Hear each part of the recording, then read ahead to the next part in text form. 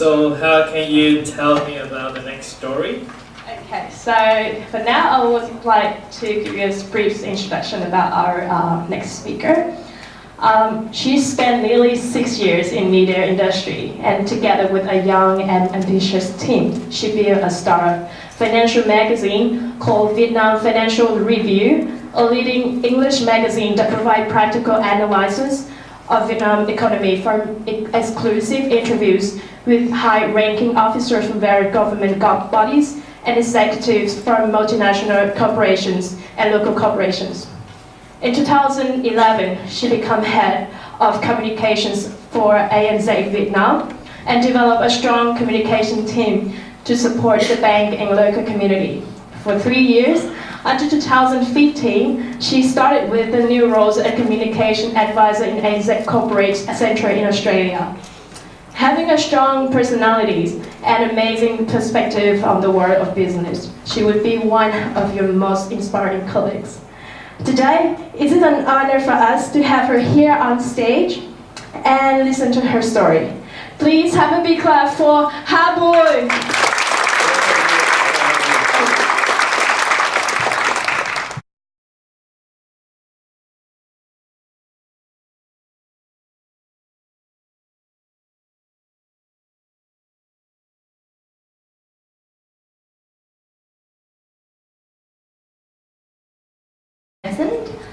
Give me a call. He gave me a call and he said like, I met you a couple of years ago, and we have this event, and just come and talk and share some of your personal experience with the students here. And I said, well, my story is very, very normal, and I don't know if you're going to add a lot of values to students. And we're a bit reluctant. But Juan said it actually not the most inspirational stories that are helpful to the students, but the practical ones. And I have one, and hopefully you can go away and take some with you home.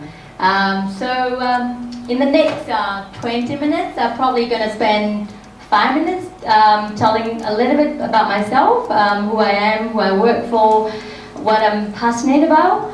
And then the main focus of the presentation is talk about some of the trends that I observe at ANZ, and also some of the large corporates that I have the opportunity to know of, and also what I expect of you as their future workforce. So I hope it's going to be useful somehow.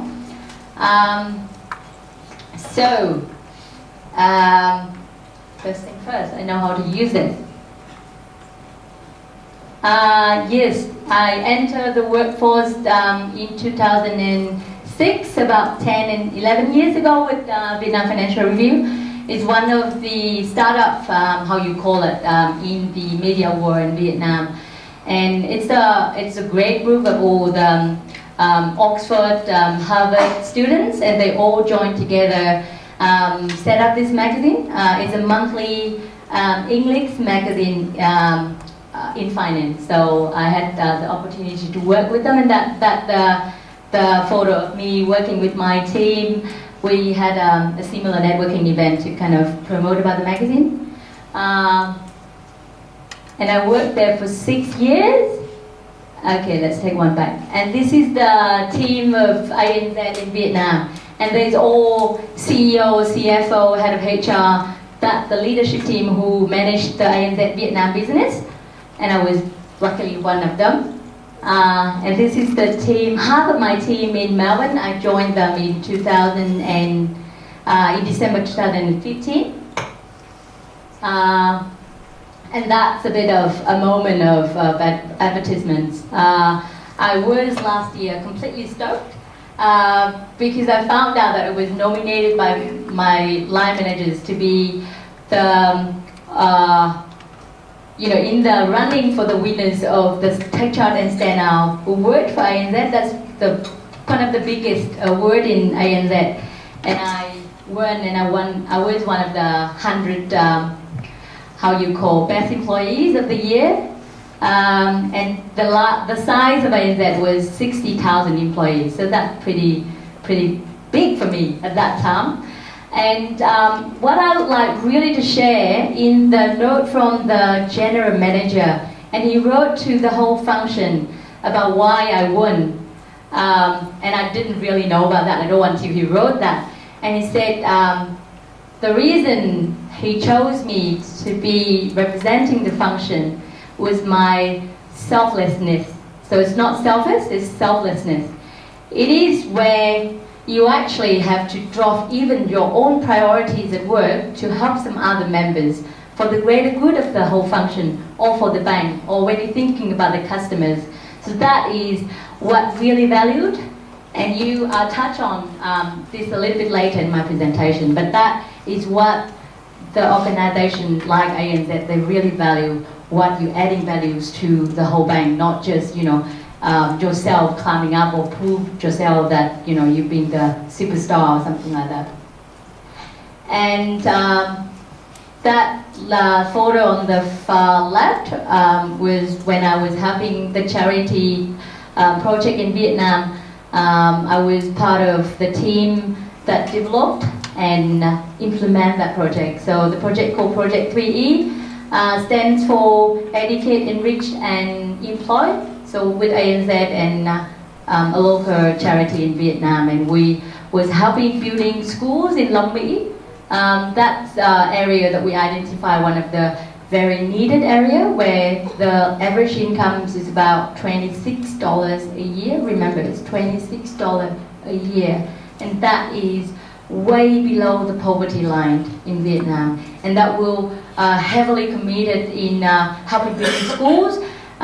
We'll build 8 schools by the time that I moved here. And then what next was I was with the 2 leaders of ANZ here in Vietnam and trying to organize a charity bike ride in Melbourne when I was already here. And we had about 70 of ANZ staff who were Vietnamese, Australian, Indian, come from all over places, but they inspired by the project to help Vietnam. And we at that time organized the event across 13 different offices in ANZ, and we raised nearly 100,000 for that event. So that was terrific. And what I really want to share with you is engaging in charity projects does not only means that you are doing something for the community. You feel, engaged, and you feel your life is meaningful when you're doing something for the community, giving back. But what you can learn from and gain from it is the relationship, as Ngọc said, is through organizing that event in Melbourne. I learned so much. I met so many people who were leaders in ANZ that I didn't know of, or even outside the organization. And that from there you can expand your network, and you can actually ask them a lot of questions. They can be your mentors, they can be your friends, they can be your colleagues, and there's a lot from there you can gain. So engaging in these outside of work or inside of work activities really help your career. And that's the photo of me trying to climb the base camp. So traveling is one of my things, and I really enjoy traveling. It's one of the investments that you never regret. So you learn so much from traveling all over the world. And family, that's my sisters and their kids, and we're taking a selfie in front of the church. If you're from Hanoi, you would know that's kind of the famous place to take selfie. But family is always the closest to your heart, to my heart. And that gives me the energy to work and to be my best. So that's a bit about myself, taking time if I'm running over time. So what next? I would like to share a very short and sharp, like 2 minutes video next.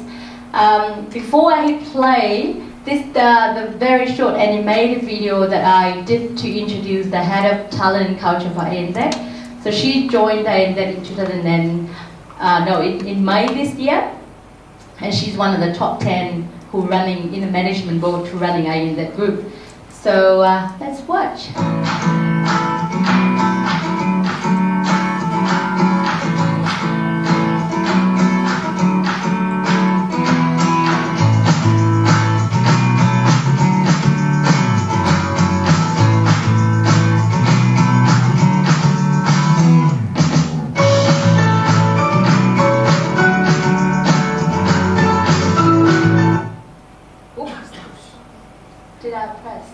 Charlie.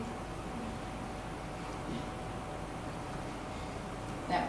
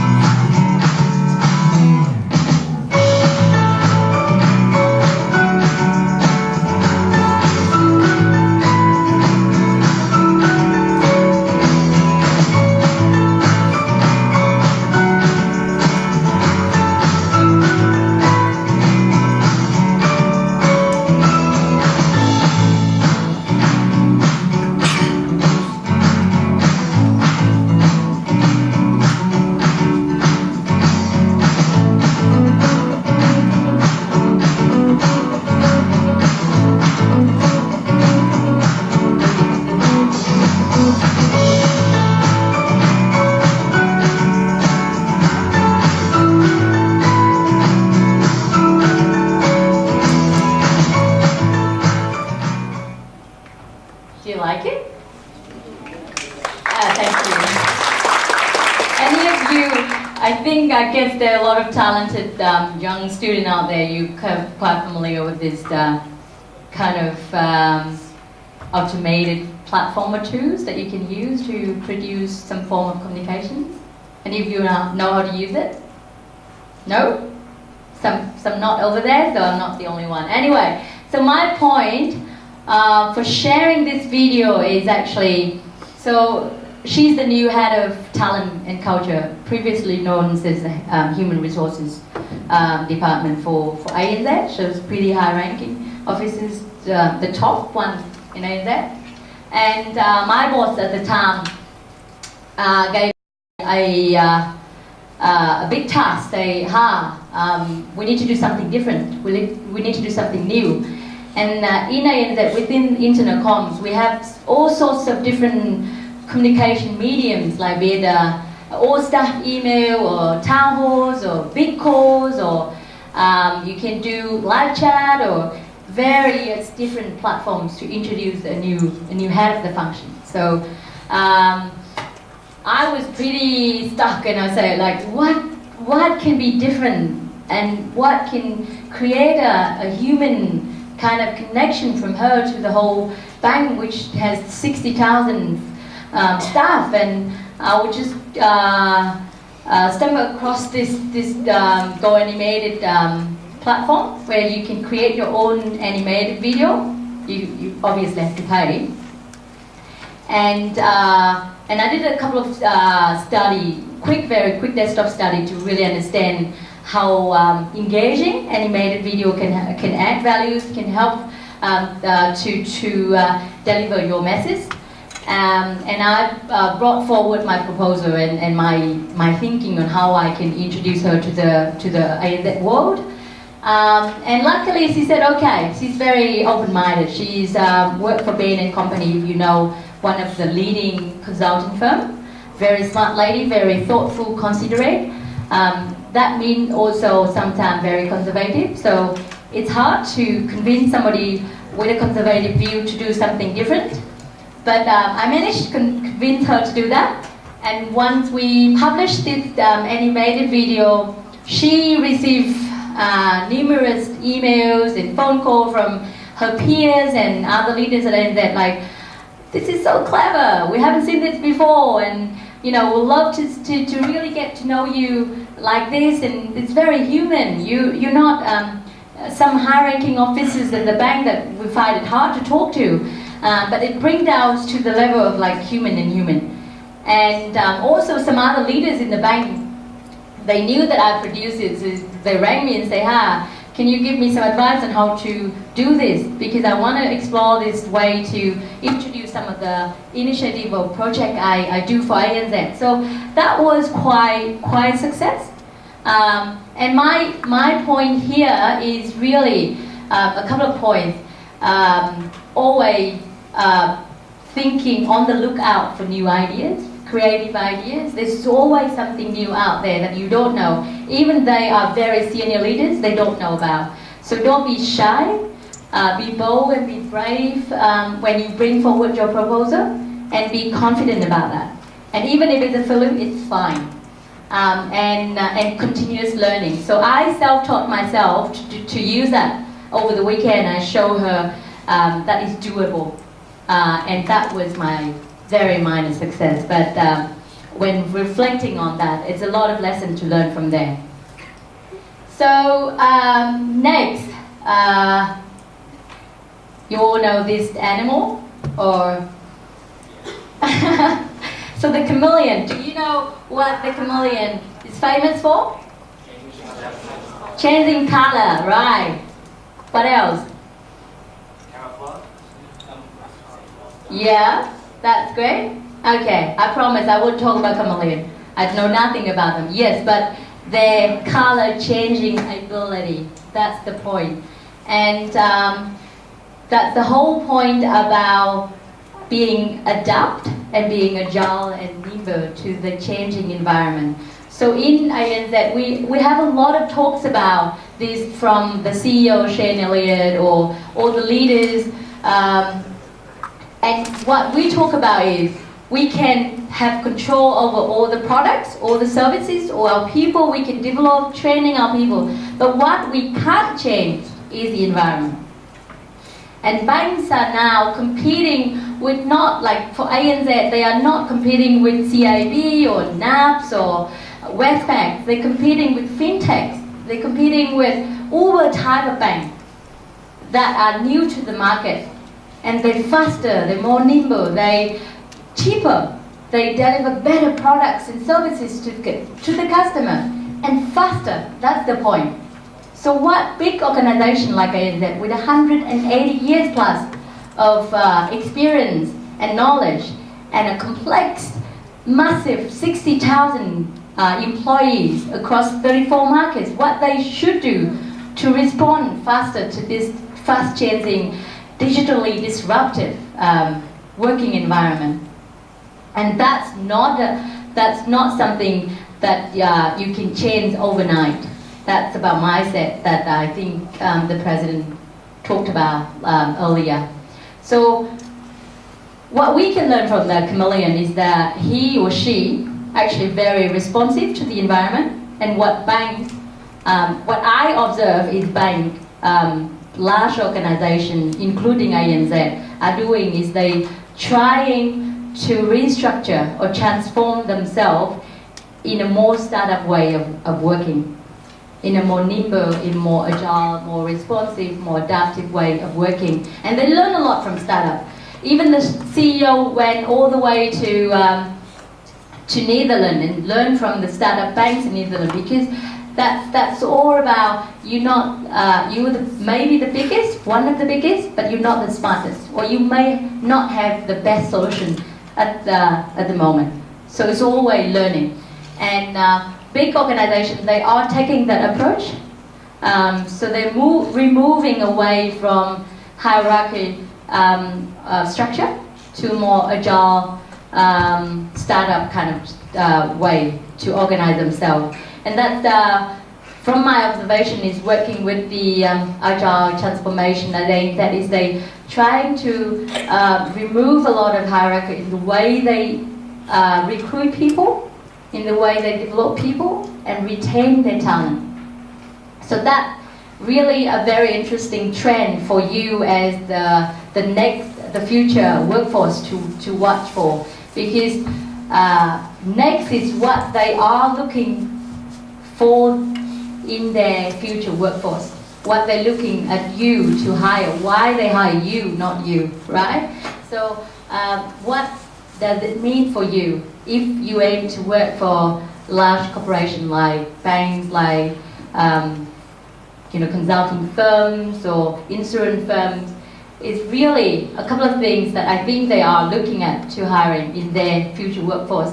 Is somebody what they call with T-SAFE, the T-SAFE individuals. So the T letter, as you see, is going really deep or really wide. but not going high. So they're looking for those individuals that has the deep knowledge in what they do, really very deep understanding what they're doing and their expertise, and showcase that expertise to the boss. And also the ability to collaborate across different teams. So it's not about, they're not motivating you to get to the ANZ or any organization to climb up. Actually, I'm going to challenge the name of the show today is Climb Up, because the new values that the big organizations are working is really trying to encourage everybody to work together, not being the superstar, but build a superstar team. And what they're trying to achieve is to have that team working together, deliver the best for the customers. And everybody in the bank needs to have that customer-centric mindset in the way they work and in the way they work together, in the way they deliver their own task. And it's you know, I just copied this photo from Google, but you're gonna present yourself, you're gonna make your own pathway to climb up, to start up, to climb sideways, whatever way you want to do. But your understanding about what the organization, what large organization want from you would benefit a lot would help you make informed decisions on where you want to move next.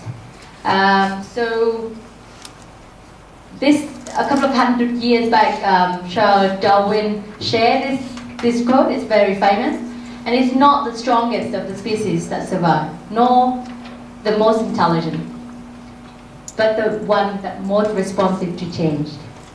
And I would like to close it here, and I think one of my takeaway, one of the things that I would like you to take away is really, change is the most constant thing. You can't change it. Big or small organization, you can't change the environment. But what you can do is adapt to the change and be agile, be nimble, be open-minded, and that will make you successful. Yeah, thank you.